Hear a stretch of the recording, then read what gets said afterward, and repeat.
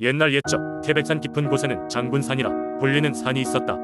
그곳은 태백 주민들에게 신령한 장소로 여겨졌고 매년 봄이면 마을 사람들은 산신제를 지내며 풍요를 기원했다. 장군산 정상에는 하늘과 맞닿을 듯한 거대한 바위가 있었는데 이 바위를 천신암이라 불렀다. 마을 사람들은 이곳에 올라 제사를 열었고 바위 위에서 내려다보는 경치는 신비로움 그 자체였다. 여름의 어느 날 마을에 젊고 용감한 사냥꾼이 있었다. 그의 이름은 강문이었다. 강문은 태백 주변의 산과 숲을 누비며 동물들을 사냥했지만 유독 장군산에는 올라가지 않았다. 그는 장군산이 신령한 기운을 지녔으며 함부로 올라갔다가는 재앙이 닥친다는 전설을 알고 있었기 때문이다. 하지만 어느 날 강문은 그가 풀 수 없는 의문과 도전에 대한 욕망에 사로잡히게 된다. 장군산 정상에 올라 천신함에서 본다는 풍경은 대체 어떤 것일까? 이 궁금증은 점차 불안감을 잠식했고 결국 그는 자신에게 이 도전을 감행해 보기로 결심했다. 강문은 마을 어귀에 있는 오래된 친구 현명한 노인 영감님을 찾아가 장군산에 오른다는 계획을 밝혔다. 영감님은 놀라며 말했다. 그 산은 함부로 오르는 곳이 아니네. 특히 신성한 천신함은 더욱 그렇지. 하지만 자네가 꼭 가겠다면 잘못된 발걸음을 조심하게. 영감님의 말에도 불구하고 강문의 결심은 확고했다. 다음 날 새벽 강문은 장군산 등산을 시작했다. 초기에는 비교적 평탄한 길이었으나 산이 점점 깊어질수록 숲은 빽빽해지고 길은 험난해졌다. 기운이 올라가면서 땀이 흐르기 시작했지만 강문은 집요하게 산의 정상을 향해 걸었다. 그리고 마침내 그는 천신함이 있는 정상에 도달할 수 있었다. 천신함의 바위는 길게 드리워진 구름과 맞닿아 있었고 그 위에 서서 세상을 내려다보는 순간 강문은 환상적인 풍경에 넋을 잃고 말았다. 끊임없는 바람 속에 자연의 소리가 함께 어우러져 마치 신의 메시지를 전하는 것만 같았다. 그 순간 강문은 이 모든 것들이 신령한 존재들이 지켜보고 있다는 생각이 들었다. 잠시 후 강문은 발밑에서 전혀 예상치 못한 일에 직면하게 된다. 갑작스레 바람이 거세게 불기 시작하면서 하늘마저 어두워지더니 천신함 위로 지척지척한 소리가 울려 퍼졌다. 그 소리의 방향으로 돌아보니 희미한 형태의 여인이 바위 위에 서 있었다. 그녀는 입을 열어 덧없는 웃음을 지으며 말하지 않았다. 강문은 그 신비로운 형상에 놀라지 않을 수 없었다. 이어 형상은 소리 없이 강문의 손을 잡고 천신함 가장자리를 향해 이끌었다. 그녀가 가리켰던 방향은 마을을 바라보는 곳으로 강문은 그 방향을 보며 경외심을 느끼게 되었다. 비록 두렵고 경외스러운 순간이었지만 그의 마음은 호련히 평화롭고 편안했다. 그가 깨어난 순간 강문은 마을로 돌아와 있었다. 마을 사람들은 깊은 두려움을 품고 그를 맞이했고 그가 겪은 일을 듣고는 고개를 끄덕였다. 장군사는 그에게 무언가 특별한 것을 전해주었고 그가 마을로 돌아왔다는 것은 곧 그가 허락되었다는 것을 의미했다. 그 후로 강문은 장군산을 존중하며 더 이상 무분별한 도전을 피하게 되었다. 마을 사람들은 이 이야기를 후대에 전하며 태백의 신령한 바람이 여전히 장군산을 지켜보고 있다는 것을 기억했다. 그리고 그들은 매년 신령한 바람과 장군산의 신께 감사를 드리는 제사를 더욱 정성스럽게 준비하게 되었다. 두 번째 이야기. 옛날 옛적 예산 마을은 산으로 둘러싸인 작은 마을이었다. 이곳의 주민들은 조용하고 평화롭게 살아가고 있었지만 가끔씩 산속에서 들려오는 이상한 소리와 밤에 나타나는 정체 모를 그림자 때문에 두려움에 떨기도 했다. 마을 어귀에는 오래된 민속 신앙이 전해 내려오고 있었다. 사람들은 금귀신이라 부르는 영혼이 이곳 산 속에 살고 있다고 믿었다. 이 영혼은 금으로 된 무언가를 가지고 있는 자에게 나타나고 그의 행운을 북돋워 준다고 했다. 단 금귀신과의 만남에는 조건이 있었는데 그것은 반드시 눈이 내리는 밤이어야 한다는 것이었다. 이야기는 어느 추운 겨울밤으로 거슬러 올라간다. 마을에 살던 젊은 농부 명주는 어느 날 큰 비밀을 알게 됐다. 그는 우연히 오래된 마을 어르신들과의 대화를 엿듣게 되었는데 그들이 말하는 미지의 신비로운 존재 금귀신에 대해 듣게 된 것이다. 심장이 쿵쾅거리기 시작했다. 마침 자신이 가지고 있던 금반지가 생각났다. 그 금반지는 그의 할아버지가 전해준 소중한 갑오였다. 명주는 금귀신을 만나보고 싶었다. 그는 자신의 농장에 금반지를 가지고 와서 하늘을 올려다보았다. 운명인 것처럼 하늘에서는 폭설이 내리기 시작했으며 마을은 순식간에 하얀 옷을 입었다. 그는 얼어붙은 땅을 밟으며 산속으로 향했다. 짙은 어둠 속에서 명주는 겨우 길을 헤쳐나갔고 마침내 금귀신이 나타난다는 큰 바위에 도착했다. 밤은 더욱 깊어졌고 숨소리마저 얼어붙을 것 같은 한기 속에서 그는 금반지를 손에 꽉 쥐었다. 그 순간 바위 뒤에서 은은한 금빛이 퍼져나왔다. 명준의 눈에는 믿기지 않는 광경이 펼쳐졌다.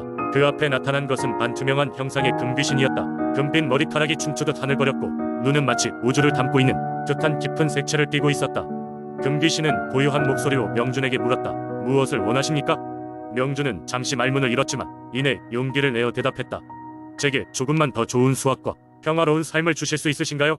금귀신은 조용히 고개를 끄덕이며 말했다. 그렇다면 너의 마음속 정직함과 용기에 대해 찬사를 보내노라. 금귀신은 손을 들어 마법 같은 손끝으로 명준의 이마를 살짝 건드렸다. 그리고 금빛은 서서히 희미해지더니 금귀신은 사라지고 말았다. 명주는 놀랍고도 신비로운 기분에 사로잡힌 채 산을 내려왔다. 그 이후로 그의 농장은 특별히 비옥해져 매년 좋은 수확을 거두었고 마을 사람들은 그의 이야기를 듣고 신기해하며 그를 축복했다.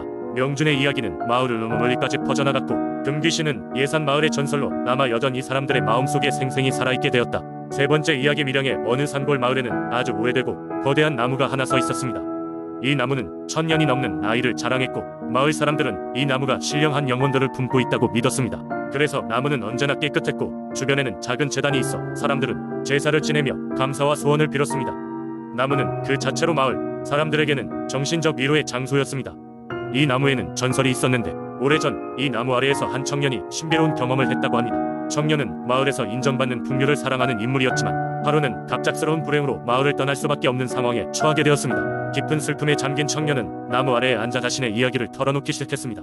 그날 밤 청년은 이상한 꿈을 꾸었습니다. 꿈 속에서 그는 나무의 영혼과 만났습니다. 나무의 영혼은 은은한 빛을 띠며 자비로운 눈으로 청년을 바라보았습니다. 영혼은 말없이 그의 손을 잡고 천천히 일으켜 세웠습니다. 그러고는 다정하게 청년의 마음속 깊은 곳 슬픔의 뿌리를 보듬어 주었습니다.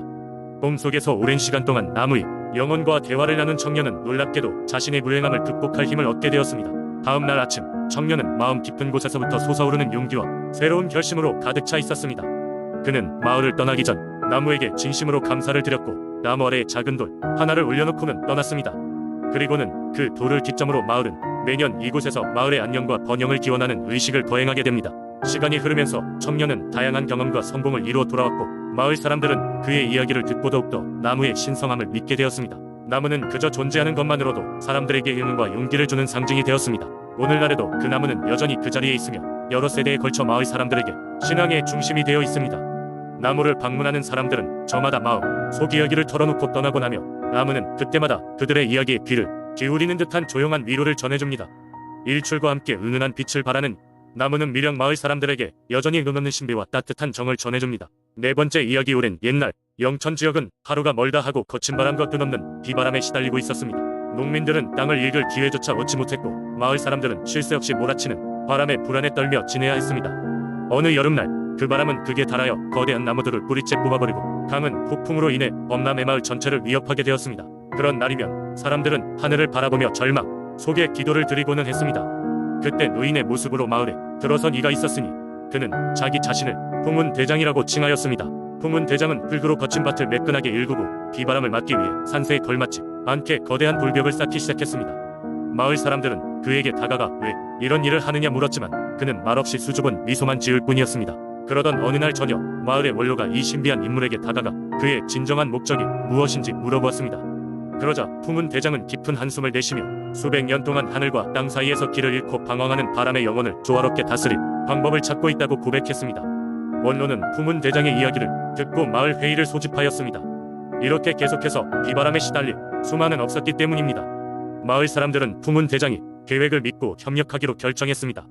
그들은 풍운 대장과 함께 낮엔 들판에서 밤에는 짙은 숲속에서 짙은 안개 사이로 사라진 바람의 문을 찾았습니다. 그들이 마침내 바람의 문을 찾아냈을 때 문에 새겨진 고대의 은을 모두 해독해야 했습니다.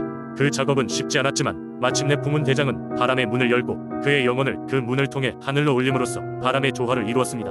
그날 이후로 거친 비바람은 마을을 피해갔으며 사람들은 적당한 비와 바람을 맞으며 평화롭게 살아갈 수 있게 되었습니다. 세월이 흘러도 마을 사람들은 풍운 대장을 잊지 않고 그의 덕분에 풍요롭고 안정된 생활을 이어갈 수 있었습니다. 매년 봄이 되면 마을 사람들은 바람이 마을에 머무르고 있다가도 가볍게 넘어가도록 도와준다는 풍운 대장을 기리며 축제를 열곤 했습니다. 이러한 이야기는 영천 지역의 오랜 세월 동안 전해 내려오는 풍습이 되었고 마을 사람들은 풍운 대장의 희생과 마법 같은 이야기 속에서 자신의 삶을 되돌아보고 했습니다. 결국 이 이야기는 영천 사람들이 자연과 조화롭게 살아가는 법을 배우게 한 중요한 교훈이 되었습니다.